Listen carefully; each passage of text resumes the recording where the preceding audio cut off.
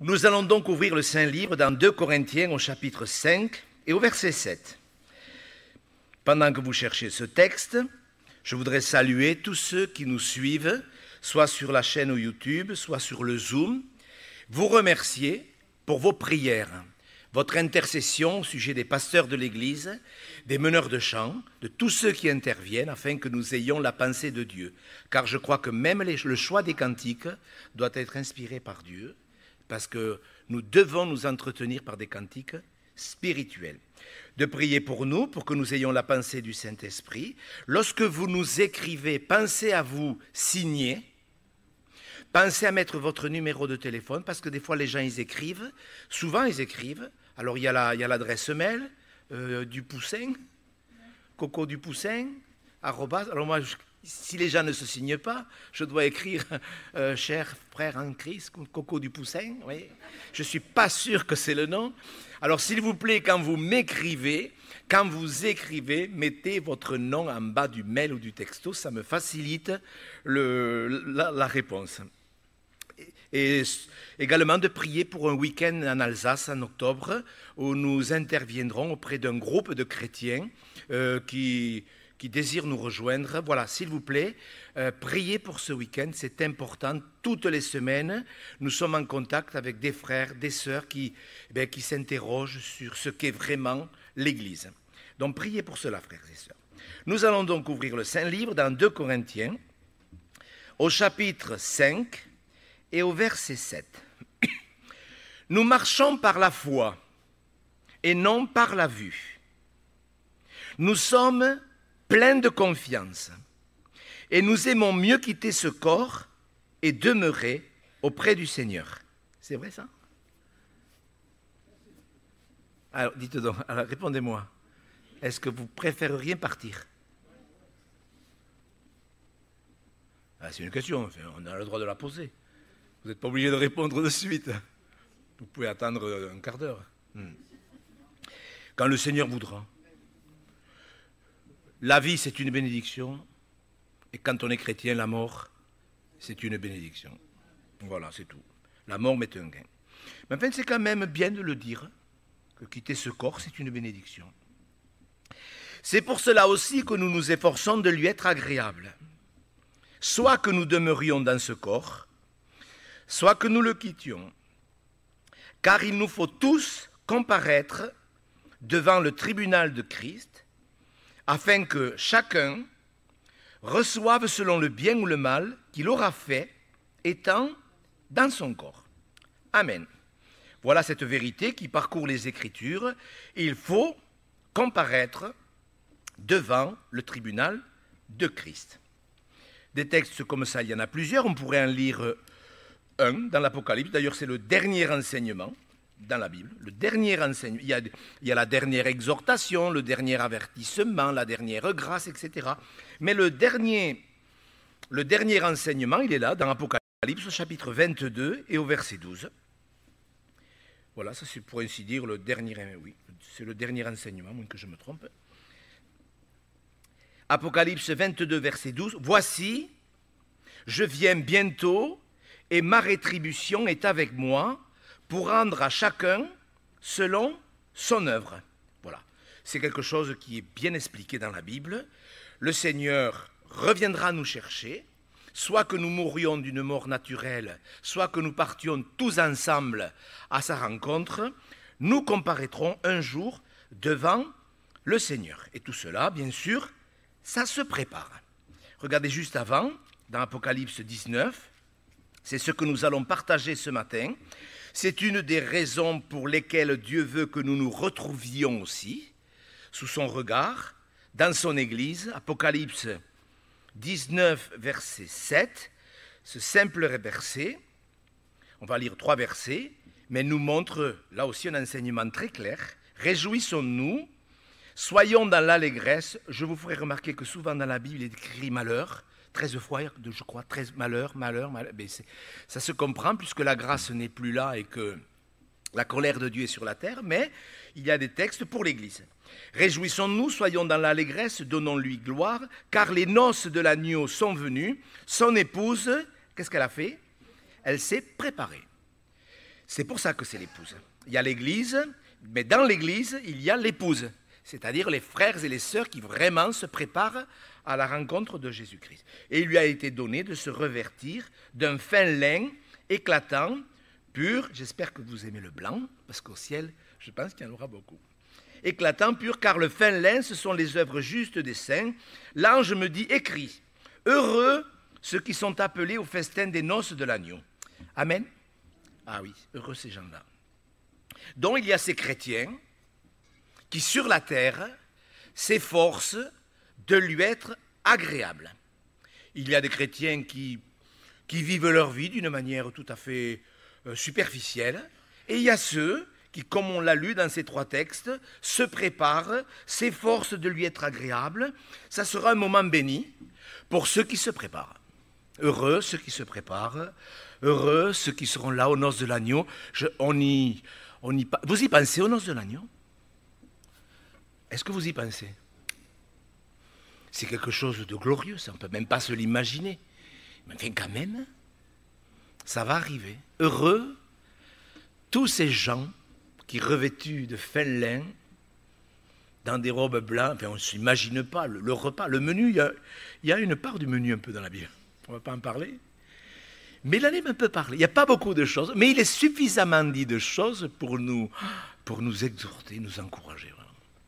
Et tout ça, c'est réservé pour ceux qui se préparent. Il faut être très droit avec Dieu.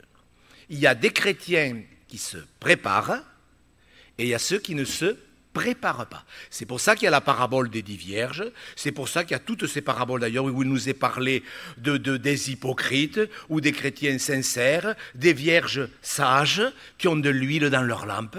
Si vous écoutez la prédication, si vous vous appliquez à dire tiens, il faut que je m'applique à ça, il faut que je fasse des progrès dans tel domaine, vous êtes de ces chrétiens qui se préparaient. Si vous dites moi ça m'est égal, moi j'ai juste besoin d'aller à l'église en espérant que Dieu est avec moi, vous faites partie des vierges folles.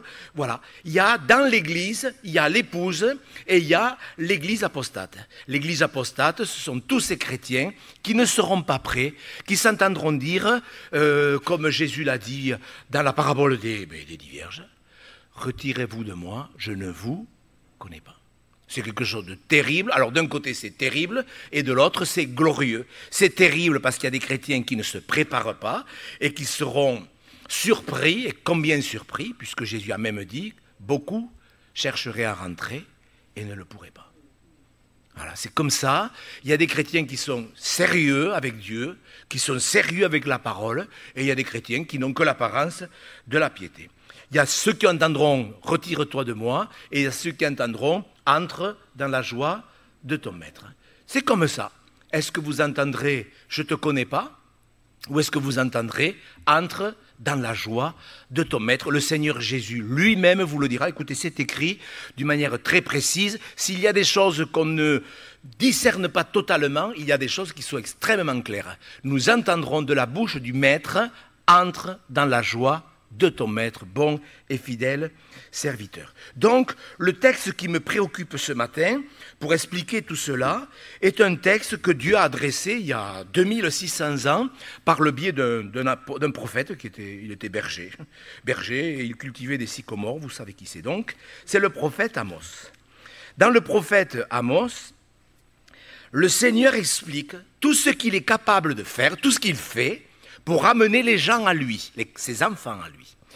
C'est un texte extraordinaire dans le sens où nous voyons combien le cœur de l'homme est compliqué. Amos, chapitre 4, verset 4. J'ai prêché là-dessus il y a quelques mois, mais en priant, j'ai ressenti dans mon cœur le besoin de reparler de ces choses d'une manière un peu différente, peut-être pour éclairer ceux qui ne l'ont pas bien saisi. Amos, chapitre 4, nous lirons jusqu'au verset 13. 4, verset 4 jusqu'au verset 13. Regardez la précaution que Dieu prend pour que nous comprenions certaines choses. C'est triste et en même temps c'est merveilleux. Amos 4, verset 4. Allez à Bethel et péchez. Allez à Gilgal et péchez davantage. Offrez vos sacrifices chaque matin et vos dîmes tous les 3 jours. Faites vos sacrifices d'action de grâce avec du levain. Proclamez, publiez vos offrandes volontaires. Car c'est là ce que vous aimez, enfants d'Israël, dit le Seigneur l'Éternel. Et moi, je vous ai envoyé la famine dans toutes vos villes, le manque de pain dans toutes vos demeures. Malgré cela, vous n'êtes pas revenus à moi, dit l'Éternel. Et moi, je vous ai refusé la pluie, lorsqu'il y avait encore 3 mois jusqu'à la moisson. J'ai fait pleuvoir sur une ville, et je n'ai pas fait pleuvoir sur une autre ville. Un champ a reçu la pluie, et un autre, qui ne l'a pas reçue, s'est desséché. 2, 3 villes sont allées vers une autre pour boire de l'eau, et elles n'ont pas apaisé leur soif. Malgré cela, vous n'êtes pas revenus à moi, dit l'Éternel. Je vous ai frappé par la rouille et par la nielle. Vos nombreux jardins, vos vignes, vos figuiers et vos oliviers ont été dévorés par les sauterelles. Malgré cela, vous n'êtes pas revenus à moi, dit l'Éternel. J'ai envoyé parmi vous la peste, comme en Égypte. J'ai tué vos jeunes gens par l'épée et laissé prendre vos chevaux. J'ai fait monter à vos narines l'infection de votre camp. Malgré cela, vous n'êtes pas revenus à moi, dit l'Éternel. Je vous ai bouleversés, comme Sodome et Gomorrhe que Dieu détruisit, et que vous avez été comme un tison arraché de l'incendie. Malgré cela, vous n'êtes pas revenus à moi, dit l'Éternel. C'est pourquoi je te traiterai de la même manière, Israël. Et puisque je te traiterai de la même manière, prépare-toi à la rencontre de ton Dieu, ô Israël.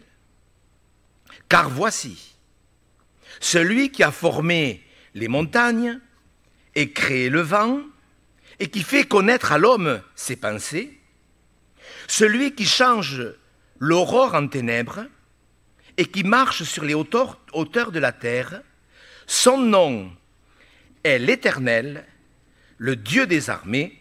Amen. À la fin de ce verset, nous voyons très bien qui parle. Quel est celui qui veut nous parler? L'Éternel, le Créateur des cieux et de la terre. C'est un texte, nous allons le voir pour conclure, qui est rempli d'amour.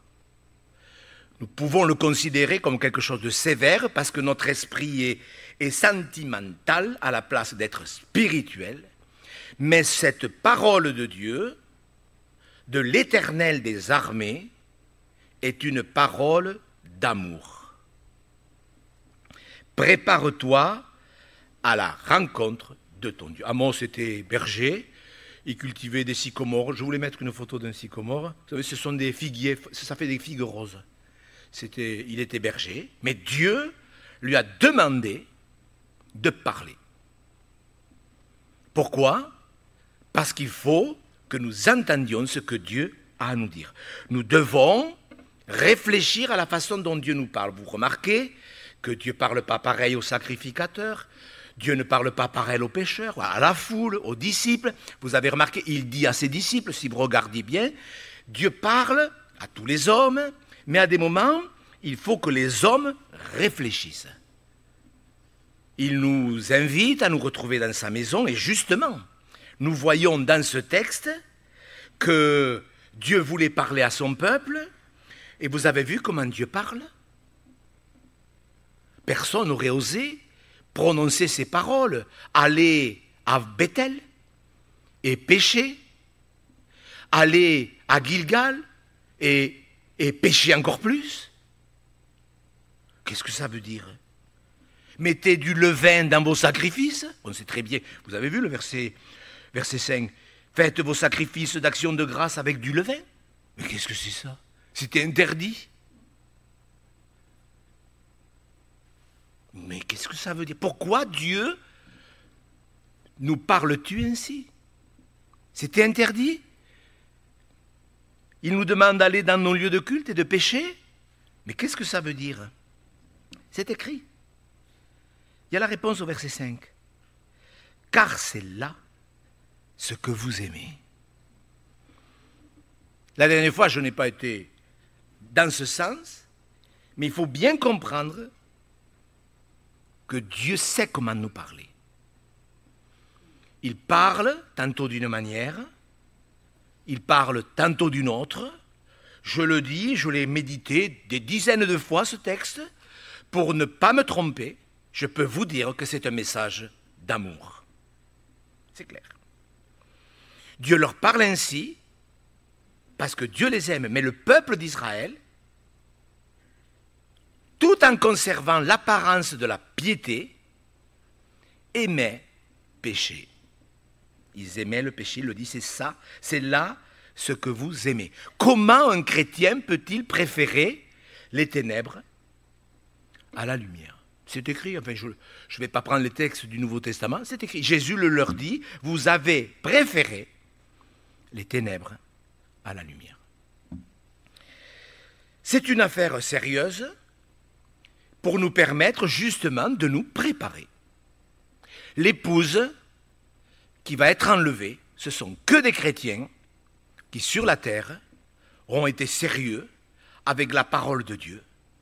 Des gens comme nous, je l'espère, qui sommes soucieux de nous préparer à rencontrer Dieu. Ça sera un moment de joie, mais ça se prépare.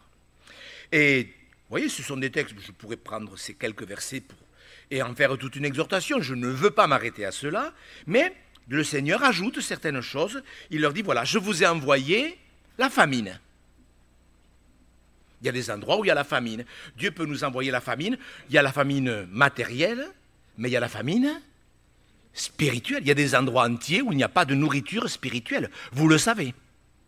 Il y a une vraie famine au niveau spirituel. Et il y a des endroits sur terre où la famine est un vrai problème. Mais dans le Nouveau Testament, quand Jésus prophétise de la fin des temps, il dit qu'il y a des chrétiens qui se feront avoir par les excès du manger et du boire. Vous voyez? Et en Occident, beaucoup de chrétiens qui sont méprisants par rapport à la nourriture se font piéger. Je vous ai envoyé la famine, je vous ai envoyé le manque de pain. J'ai fait pleuvoir sur une ville et pas sur une autre. Vous savez, Dieu, il sait ce qu'il fait. Ou Dieu est-il injuste? Bien sûr que Dieu est peut-être injuste, diront certains. Je vous ai frappé par la rouille et par la nielle. C'est des maladies qui touchent les céréales. Si vous avez un jardin, vous savez qu'il y a certaines maladies qui touchent certaines plantes. Bon, mais les céréales, elles sont touchées par la rouille et par la nielle, c'est comme ça. Je vous ai envoyé la peste. La peste. Je vous ai envoyé, il aurait pu être écrit, aujourd'hui on pourrait écrire, je vous ai envoyé plusieurs sortes de maladies. On pourrait en citer quelques-unes, je ne le fais pas. Et il ajoute, malgré cela, vous n'êtes pas revenu à moi. Dieu parle, c'est le maître de l'univers, c'est pas la dépêche. C'est la sainte parole de Dieu. Dieu veut nous amener à réfléchir. Malgré cela, 5 fois, malgré cela, vous n'êtes pas revenu à moi. Est-ce que vous réalisez combien Dieu, dans son immense puissance, est capable de faire tout un tas de choses pour ramener les hommes à la croix? Alors le verset 12 doit nous faire réfléchir. Dieu dit, c'est pourquoi je te traiterai de la même manière. Alors tout ça, peut-être on ne le comprend pas bien, mais c'est Dieu qui parle. Il faut bien comprendre. Quand vous ouvrez le Saint-Livre, c'est Dieu qui parle. Toujours. On comprend, on ne comprend pas. Quand on ne comprend pas, on pourrait peut-être avoir le bon sens de dire, Seigneur, ouvre mes yeux, illumine les yeux de mon cœur pour que je comprenne ta parole. Vous comprenez tout dans la Bible? Est-ce que vous comprenez tout? Même moi, je ne comprends pas tout. Et je le lis 5 fois, 10 fois, 20 fois. 50 fois, c'est vrai, je le fais pour moi, mais je le fais aussi parce que j'ai la responsabilité de nourrir l'Église. Mais je comprends qu'il y a certaines choses qui sont solennelles. Se préparer à rencontrer Dieu, c'est quelque chose quand même. Quand on prépare un voyage, vous aimez partir en voyage? Quand on part en voyage, moi je demande à mon épouse, n'oublie pas le passeport, elle oublie tout. N'oublie pas ceci, n'oublie pas cela, n'oublie pas tel papier. Ma femme est d'une négligence totale. Et elle oublie tout. Donc je suis obligé de vérifier continuellement qu'elle n'oublie rien. Enfin, c'est peut-être dans l'autre sens, mais en fait, c'est pas grave. Quand on prépare un voyage, franchement, on s'applique, on regarde si on arrive. Mais le grand voyage, vous ne croyez pas que ça vaudrait la peine de regarder si on a tout préparé? Quand même, le grand, le merveilleux voyage pour l'éternité. Je le répète, ce n'est pas des textes qu'on lit dans la dépêche. Ça sort du cœur de Dieu, ces choses. Ça sort du cœur de Dieu. Toute parole qui sortira de la bouche de Dieu. Donc c'est l'Éternel des armées qui parle à tous les hommes. Il nous parle à nous ce matin. Dans toutes les églises du monde, à moins que Dieu envoie la famine spirituelle, à cause de l'apostasie qui s'est installée et que les gens n'en veulent pas en vérité du pain. Mais je crois qu'il y a beaucoup d'endroits, beaucoup de villes, beaucoup d'églises où il y a des gens qui veulent du pain spirituel. Ce sont des choses qui doivent être partagées avec beaucoup de respect, beaucoup de cœur, parce que moi je trouve que c'est une grâce d'avoir été arrêté sur le chemin.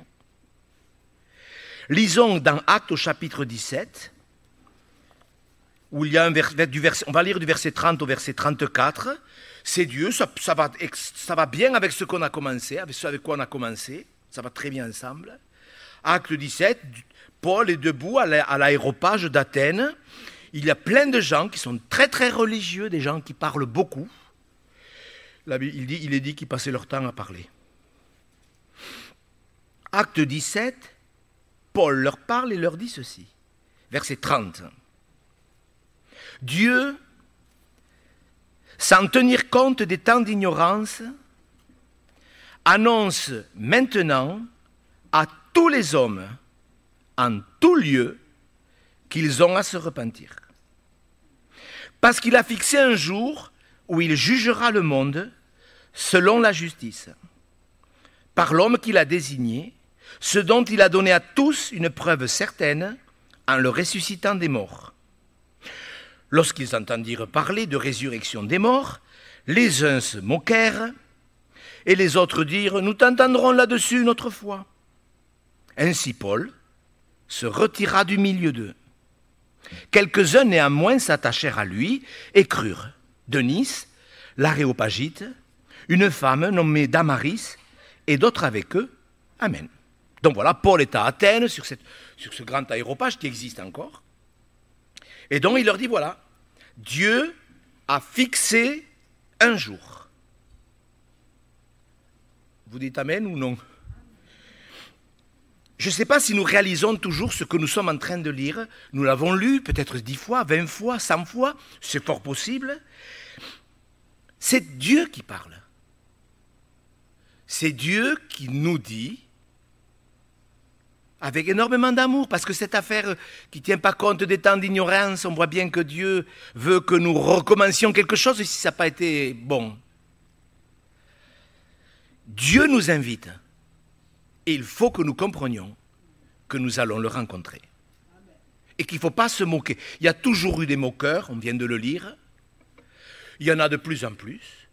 Je ne savais pas s'il me fallait le faire, je ne le ferai pas donc. Mais je l'explique quand même. J'aurais pu prendre énormément de textes où Dieu parle des moqueurs. C'est triste. Parce que vous savez, on ne se moque pas de Dieu. Vous savez, quand le jour du déluge, il est dit que celui qui siégeait dans les cieux riait, c'est pour nous montrer que les moqueries, le Seigneur, ça le perturbe pas. Vous comprenez bien que Dieu ne rit pas du malheur des pécheurs. Mais il y a des textes qui sembleraient nous le faire croire. Mais c'est pour vous montrer que ça n'impressionne pas Dieu que les gens se moquent de lui. D'autant plus qu'il y aura de plus en plus de moqueurs. Mais nous, justement, nous prenons au sérieux les choses de Dieu. Nous aimons les choses de Dieu. Quand Dieu dit « prépare-toi à la rencontre de ton Dieu », cela nous interpelle. Ah ben c'est vrai, c'est vrai. Chacun, je sais, on a plusieurs façons de réagir. Mais Dieu parle, Dieu a fixé un jour. Dieu a fixé un jour. Le temps, nous on est dans le temps. Nous on est perdu à le temps. Franchement, c'est vrai que le temps pour nous, mais Dieu n'est pas dans le temps. Pour Dieu, 1000 ans, c'est comme un jour. Vous voyez, ce texte, il a été écrit il y a 2600 ans. Prépare-toi à la rencontre de ton Dieu. Mais pour Dieu, comme 1000 ans, c'est un jour, il a été écrit il y a 2 jours et demi. C'est vrai ça pour Dieu. On peut être dans l'ignorance. Et je pense qu'il faut être miséricordieux, nous aussi, dans la sévérité, parce que le seul fait que Dieu dise qu'il tient compte des temps d'ignorance, qu'il ne tient pas compte des temps d'ignorance, ça doit nous faire, ça doit remplir notre cœur de miséricorde. Mais je ne sais pas où vous en êtes. Si vous êtes négligent, si vous êtes léger, si vous êtes dans l'ignorance parce qu'on vous a trompé, Dieu le sait. Et Dieu ne permettra pas que vous restiez dans l'ignorance si vous êtes honnête. Je pense, voyez, aux témoins de Jéhovah qui sont empêtrés dans des fausses doctrines. S'il y en a qui sont vraiment honnêtes et qui cherchent la vérité, laissez-moi vous dire que Dieu les délivrera des fausses doctrines. Comprenez ce que je veux dire ? Dieu ne laissera pas quelqu'un sur le carreau. Ce n'est pas possible. Oui, les gens se moquent. Et avant de vous moquer, quand même, je vous conseille de bien réfléchir. Parce que ça n'annulera pas ce rendez-vous que vous aurez avec Dieu. Nous avons tous rencontré des gens qui se sont moqués lorsqu'on leur a témoigné. Tous, on pourrait donner plein de témoignages.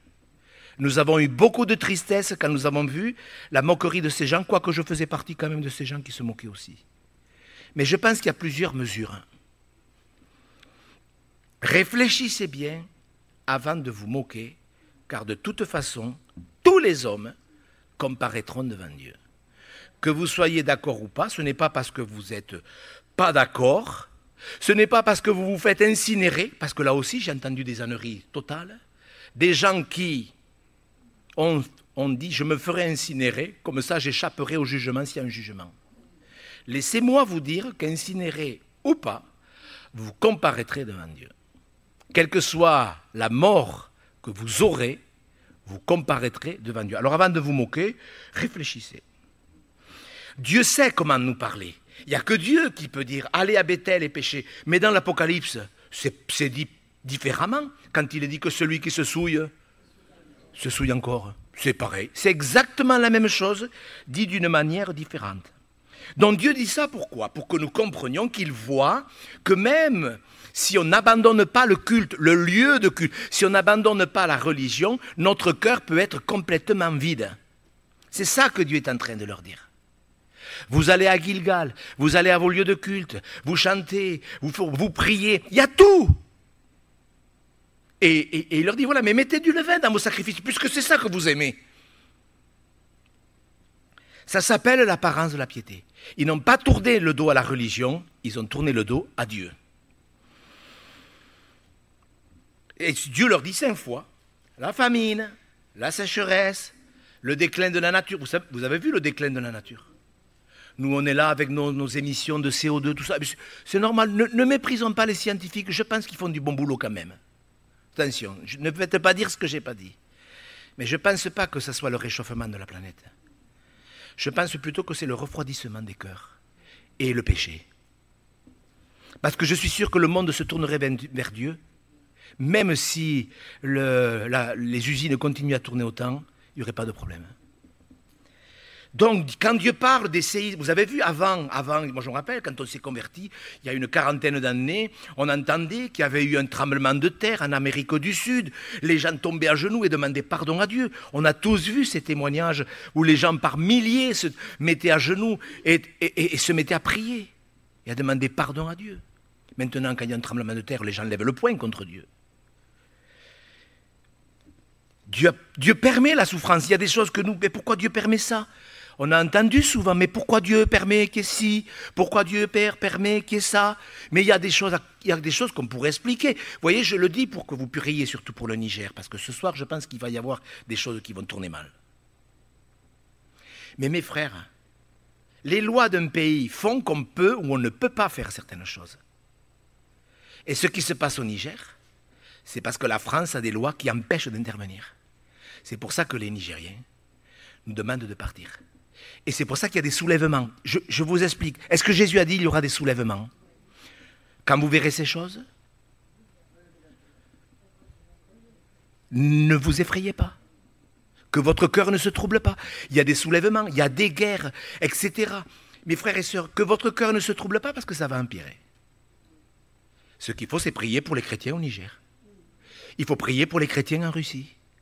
Il faut prier pour les jeunes soldats ukrainiens qui se battent. Et non pas que dire, Seigneur, arrête la guerre. Écoutez, vous pouvez prier, vous priez pour rien. Que vous demandiez à Dieu de protéger les soldats, c'est une chose. Que vous demandiez à Dieu de protéger tous les chrétiens, je pense qu'il le fera d'ailleurs. Mais mes frères, il faut que ces choses arrivent. Parce que les hommes ont rejeté Dieu. Dieu parle, je vous ai envoyé la famine, je vous ai envoyé ceci, je vous ai envoyé cela, vous n'êtes pas revenus. Ils sont dans la souffrance. Est-ce que vous comprenez? Ils sont dans la souffrance et ils ne veulent pas revenir à Dieu.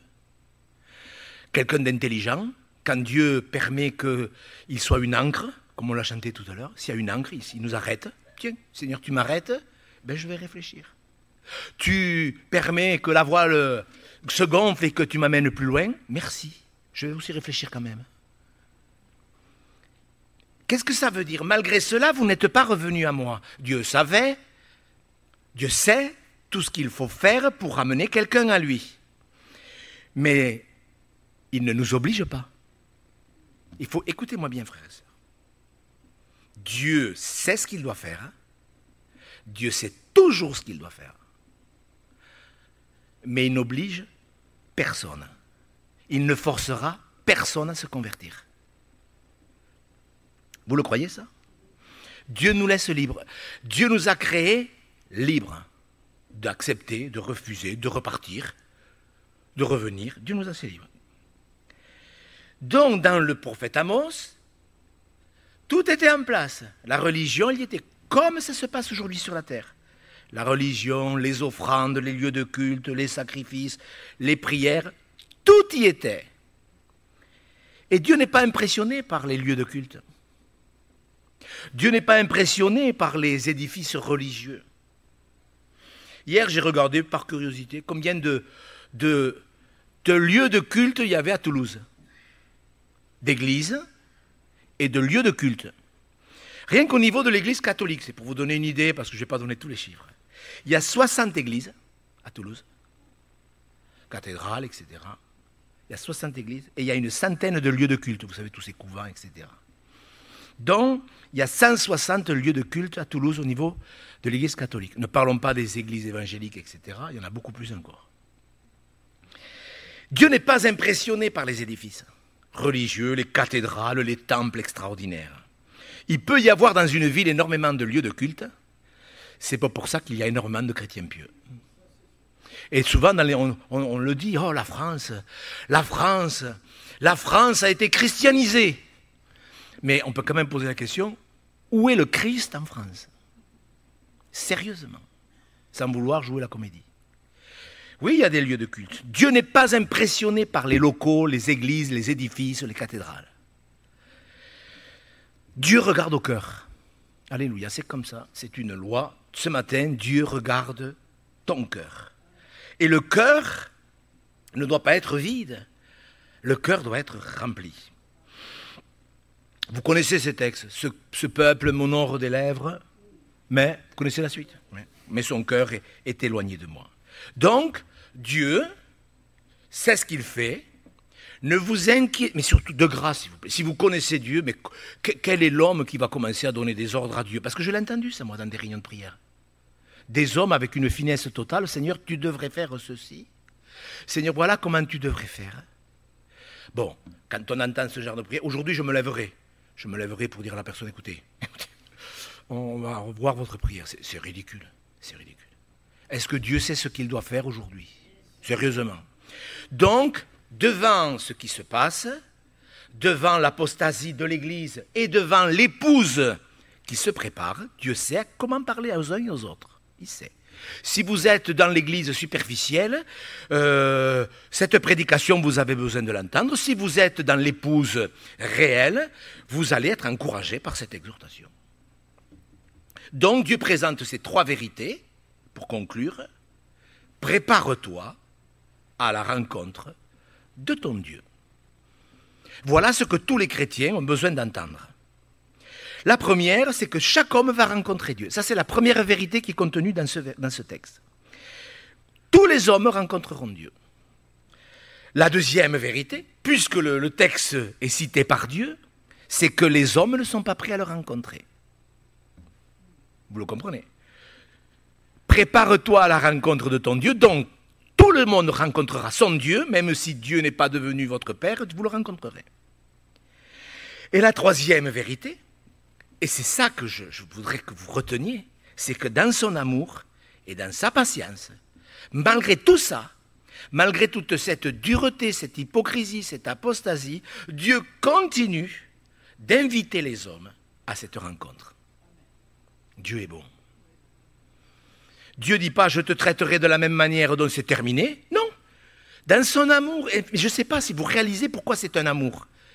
Dieu dit, voilà, vous n'êtes pas revenu à moi. J'ai fait tout ce que je devais faire. J'allais dire tout ce que je pouvais. Non, Dieu peut faire plus. J'ai fait tout ce que je devais faire. Mais je vous propose une autre invitation. Une autre invitation. Nous devons rencontrer Dieu. Chaque habitant de la terre, que vous riez ou que vous ne riez pas, je ne reviens pas sur ce que j'ai dit tout à l'heure. Dieu nous appellera, c'est écrit. Jouir de la vie. Vous connaissez Ecclésiaste 12 ? Tu peux jouir de la vie, tu peux profiter, mais sache que tu comparaîtras devant Dieu. Dieu t'appellera. Dans Luc 12, vous connaissez cette parabole. Je dis ça pour les gens qui découvrent l'Évangile. Là, je ne m'adresse pas aux chrétiens, j'espère. Je m'adresse aux nouvelles personnes. Dieu, vous vous rappelez ce jeune homme il avait semé, il avait prospéré, il avait vraiment réussi. Et puis il s'est gratté la tête. Il a dit, mais je sais ce que je ferai. J'abattrai mes greniers. Il n'y avait pas les banques comme aujourd'hui. J'abattrai mes greniers. J'en bâtirai de plus grands, etc., etc. C'était bien ce qu'il a fait. Mais Dieu lui dit, cette nuit même, ton âme te sera redemandée. Parce que lui disait, mon âme réjouis-toi, mais votre âme, elle ne vous appartient pas. Ça vous plaît ou ça ne vous plaît pas, j'en sais rien. Votre âme, elle appartient à Dieu. Donc Dieu a fixé un jour, tout est préparé, tout est prêt. Dieu a fixé un jour. Nous, on est là, je répète avec le temps, Dieu a fixé un jour. Je ne sais pas comment ça marche dans le bureau du Seigneur, mais il y a un agenda, il y a un jour qui est marqué. Dieu a fixé le jour où il jugera le monde. Prépare-toi, ça veut dire que les hommes ne sont pas prêts. Peut-être vous êtes concernés quand même. Hein. Vous tous qui écoutez ce matin, qui écouterez, est-ce que vous êtes prêts à rencontrer Dieu? Est-ce que vous y réfléchissez à ça? On parle d'explosion de la croissance des églises. Moi, je crois plutôt que s'il y a peut-être une explosion démographique, mais l'explosion spirituelle, je crois qu'on est loin de l'explosion spirituelle. Je ne vais pas l'expliquer, je l'expliquerai dans une autre prédication. Quand Jésus dit « retirez-vous de moi, ouvriers d'iniquité », vous savez, ça va loin, aux ouvriers. Quand on fait croire aux gens qu'on ne peut pas perdre le salut, ces pasteurs-là sont des ouvriers d'iniquité. C'est sûr et certain. Alors, quand est-ce qu'une personne est prête à rencontrer Dieu? Voilà, c'est une question qu'on peut quand même poser. Ou qu'elle n'est pas prête. Est-ce que c'est une question qu'il faut poser? Eh bien oui, il faut la poser. Quand est-ce que quelqu'un est prêt? Ou pas prêt? On va parler de pas prêt, tiens. Une personne n'est pas prête quand elle offense Dieu par une vie de péché. Quand un chrétien vit dans le péché, il n'est pas prêt. Je ne parle pas de commettre un péché, parce qu'on peut tous pécher. Mais c'est une chose de commettre un péché et de le réparer. Parce que si quelqu'un dit qu'il n'a pas péché, c'est quoi? Donc, vous voyez, il faut faire la différence entre le péché... Alors, c'est simple, il faut faire la différence entre le péché volontaire et le péché involontaire. N'oublions pas que Jésus a agonisé à Gethsémani, il a même failli mourir au jardin, à cause du poids du péché qui venait sur lui. C'est une affaire sérieuse. Ce n'est pas intellectuel ce qu'on voit ce matin, c'est spirituel. Jésus a failli mourir à Gethsémani à cause de tous ces péchés qui venaient sur lui. Lorsqu'un chrétien pêche, et ça c'est grave ce que je vais dire, mais lorsque les chrétiens pêchent, parce que les autres pêchent, après tout c'est, s'il le fait, ben, je peux le faire. Oui ou non? Ben non. Tiens, ce chrétien, il fume. Eh ben, moi, je peux fumer aussi, après tout. Ben oui. Vous voyez, quand on en arrive à cet état d'esprit, à dire, un chrétien fait ça, ben moi, je peux le faire, cette personne, elle n'est pas prête. Lorsqu'un chrétien ne veut pas revenir à Dieu, il sait qu'il doit revenir, mais il ne le fait pas. Il n'est pas prêt. Lorsqu'un homme religieux ou un pécheur, écoutez bien, parce qu'il y a beaucoup de religieux qui ne sont pas nés de nouveau. Lorsqu'un homme religieux ou lorsqu'un pécheur ne veut pas venir ou revenir à Dieu par la repentance et par une vraie conversion, il n'est pas prêt. Alors ne vous gargarisez pas, vous qui écouterez cette prédication, en disant « mais moi je suis catholique, j'ai été baptisé, mais moi j'étais dans une église libre, j'ai été baptisé à 10 ans ou 15, c'était libre. Moi j'étais dans une église pentecôtiste, moi j'étais dans... Je ne vous demande pas si vous avez été baptisé, je vous demande est-ce que vous vous êtes repenti et converti. Parce que si vous ne vous êtes pas repenti et si vous ne vous êtes pas converti, vous n'êtes pas né de nouveau. Pour entrer dans le royaume de Dieu, il faut être né de nouveau. Il ne faut pas être catholique, protestant, évangélique, baptiste, presbytérien, etc. Il faut être né de nouveau. Si vous vous contentez de votre religion, vous risquez d'avoir des surprises quand vous partirez dans l'éternité. Lorsqu'un chrétien foule aux pieds le sang de Jésus, c'est un sujet, ça. On va le lire quand même. On ne le lit pas souvent parce qu'il est sévère, très sévère, mais quand même, c'est écrit dans les Saintes Écritures. Hébreux, chapitre 10, nous allons lire jusqu'au verset 31. C'est un des textes les plus sévères du Nouveau Testament pour les chrétiens, bien sûr, qui foulent le sang de Jésus-Christ. On va prendre la Sainte Seine dans quelques instants. Je pense que nous allons avoir beaucoup de respect pour le sang de Jésus-Christ. Hébreux chapitre 10, regardez bien, c'est pour ça qu'il y a des ouvriers d'iniquité qui prêchent qu'on ne peut pas perdre le salut et qui maintiennent les chrétiens en dehors de la grâce. Hébreux 10, 26, car si nous péchons volontairement, vous voyez, c'est là le problème, si nous péchons volontairement, après avoir reçu la connaissance de la vérité, il ne reste plus de sacrifice pour les péchés, mais une attente terrible du jugement et l'ardeur d'un feu qui dévorera les rebelles. Car celui qui a violé la loi de Moïse meurt sans miséricorde sur la déposition de 2 ou de 3 témoins. De quel pire châtiment pensez-vous que sera jugé digne celui qui aura foulé aux pieds le Fils de Dieu, qui aura tenu pour profane le sang de l'alliance par lequel il a été sanctifié et qui aura outragé l'esprit de la grâce ? Car nous connaissons celui qui a dit « À moi la vengeance, à moi la rétribution » et encore « Le Seigneur jugera son peuple ». C'est une chose terrible de tomber entre les mains du Dieu vivant. Amen. Bien sûr, pour les chrétiens qui pêchent volontairement. J'y reviens. Vous pouvez commettre un péché, vous pouvez commettre un mensonge, ça nous est déjà tous arrivé. Mais on le sait, on nous le fait remarquer. Tu as menti à telle personne, je te demande pardon de t'avoir dit ça, c'était pas vrai. Ça, c'est pas grave. Là, le Seigneur dit clairement dans ce texte que les chrétiens qui pêchent volontairement sont en train de fouler aux pieds le sang de Jésus-Christ. Ce chrétien-là, bien sûr, n'est pas prêt. Et quand je vois tous ces ouvriers d'iniquité qui enseignent qu'on ne peut pas perdre le salut, vous vous rendez compte quel drame. Quel drame. Pour beaucoup de chrétiens, le sang n'a aucune valeur. Le sang de Jésus n'a pas de valeur. Moi, je ne sais pas, on va prendre le pain et le vin. Est-ce que vous vous réjouissez de ce repas? Quelle grâce! La Sainte Seine, c'est vraiment une bénédiction. Parce que ça nous rappelle vraiment les choses de Dieu. On foule aux pieds le sang de Jésus. Quand on rit avec les choses de Dieu, c'est quand même... Vous savez, il y a un temps pour rire. Mais je pense qu'il ne faut pas rire avec les choses de Dieu. Ne riez pas avec la parole. Beaucoup de gens qui ont ri avec la parole, petit à petit, ne se sont pas retrouvés prêts à rencontrer le Seigneur. Si vous êtes superstitieux, il y a beaucoup de chrétiens qui sont superstitieux, ils vont à l'église au cas où. Au cas où. Vous n'êtes pas prêts. Si vous êtes superstitieux, il y a un problème, vous ne connaissez pas Dieu. Lorsqu'une personne croit en Dieu, mais qu'elle ne croit pas Dieu, vous avez compris. Beaucoup de gens croient en Dieu. Les démons croient en Dieu. Ça me vient à la pensée.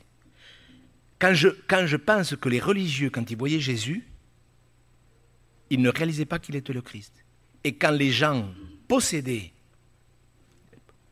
voyaient Jésus-Christ, tu es venu pour nous perdre, tu es le Saint de Dieu. Les possédés savaient que c'était le Christ. Ne nous envoie pas dans le lieu de tourment. Et les religieux ne le reconnaissaient pas. Ça vous montre le discernement. Jésus l'a dit aux pharisiens. Vous ne recevez pas ma parole parce que vous n'êtes pas de Dieu. Et les chrétiens qui, par exemple, expliquent qu'on ne peut pas perdre de le salut, Dieu pourrait leur dire la même chose. Vous n'êtes pas de moi.